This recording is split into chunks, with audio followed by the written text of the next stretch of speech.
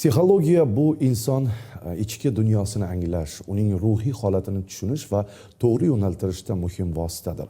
Shu bois bugungi kunda ta'lim tizimida ham psixologik yondashuvning o'rni tobora ortib bormoqda. Ayni maqsadda poytaxtimizda psixologiya, zamonaviy chaqiriqlar, yangi g'oyalar va yechimlar mavzuida ilmiy-amaliy forum tashkil etildi. Unda sohaning dolzarb muammolari va amaliy yechimlar muhokama qilindi.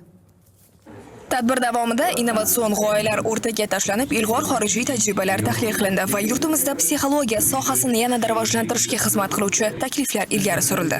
Ushbu forumning asosiy maqsadi, bilamiz, bugun nafaqat ta'lim asosiy o'rinni egallagan, shu bilan birgalikda ta'lim olishda qanday psixologik yordam kerak. Nafaqat ta'lim oluvchini, balki ta'lim beruvchilarga bo'lgan e'tibor, ularning ota-onalari, hamkorlar bilan ishlashda, ular bilan muloqot qilishda hamda ilmga chanqoq bo'lgan yosh avlodni psixologik ongini yanada rivojlantirishga qaratilgan turli masalalarda mavzular olib boriladi. Forum ishtirokchilari bunday ilmiy muloqotlar nafaqat nazariy bilim almashish, balki amaliy yechimlar ishlab chiqish borasida ham muhim platforma bo'layotganini alohida ta'kidladilar.